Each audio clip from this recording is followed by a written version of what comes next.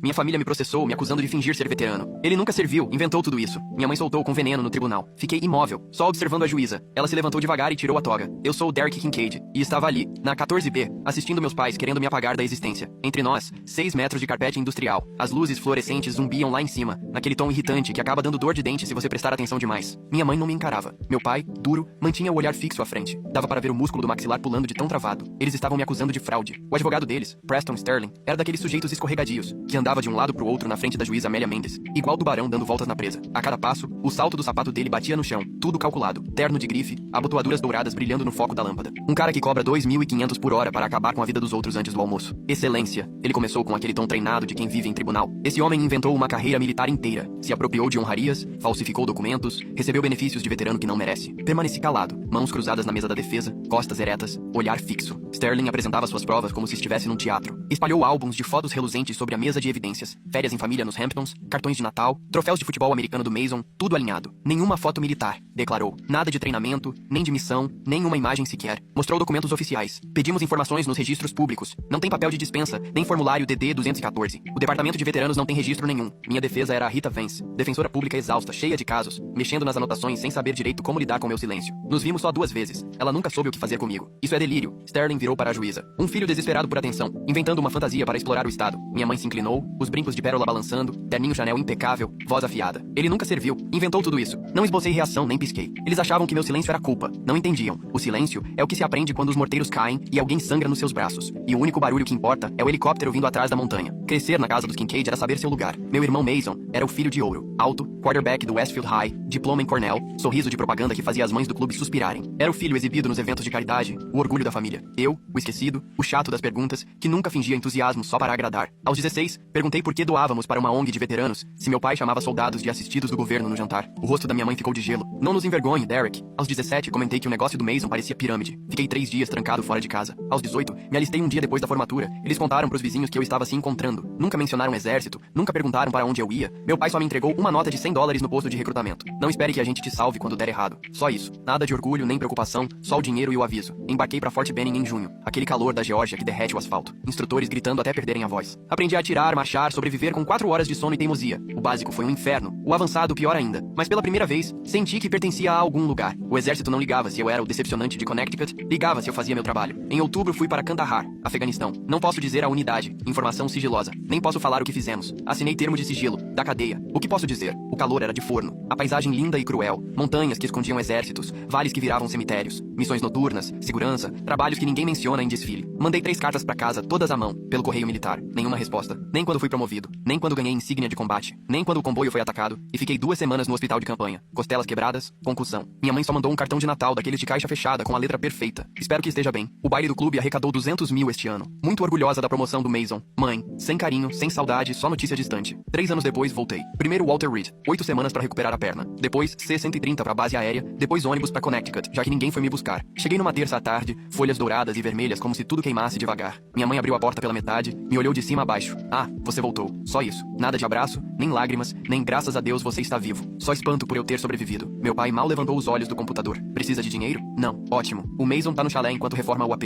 Se vira. Dormi no sofá e fui embora ao amanhecer. Nunca mais voltei. Achei um kitnet em New Haven. 40 metros quadrados. Radiador barulhento. Mas era meu. Tem entrada nos benefícios numa clínica de assistência jurídica. Maria Santos, paralegal de olhar cansado e sorriso gentil, me ajudou a desvendar o VA. Você tem estrela de bronze, ela comentou lendo meu histórico. Por que sua família? Eles não sabem. O quê? Meus registros são confidenciais. Não posso falar de quase nada. Então pra eles você só sumiu 3 anos? Maria ficou me olhando sem acreditar. É absurdo. Dei de ombros. É o que é. Vá, aprovou meu pedido. 30% pela perna, 10 pela audição, 10 por TPT diagnosticado em Walter Reed. Não é muito. Eu consegui me virar. Arrumei um emprego num centro de apoio a veteranos, ajudando outros caras a decifrar o sistema. Ouvia as histórias deles, mas nunca falava da minha. Aprendi a viver na minha, discreto, quase invisível. Mas de alguma forma, só estar sobrevivendo já era uma afronta pros meus pais. Parecia que continuar respirando era desafiar a narrativa deles de que eu estava condenado ao fracasso. A bomba caiu numa manhã cinzenta de janeiro. Carta registrada, envelope pesado, Charles E. Kincaid e Margaret L. Kincaid, contra Derek R. Kincaid. Ação civil número 2025, CV 0847. Fiquei na cozinha lendo a notificação, café esfriando e as mãos tremendo. Diziam que o réu, eu, adotou um comportamento fraudulento. Primeiro, ter inventado que servi no exército dos Estados Unidos. Segundo, criar um diagnóstico falso de transtorno de estresse pós-traumático. Terceiro, pegar indevidamente benefícios de veterano, somando uns $18 mil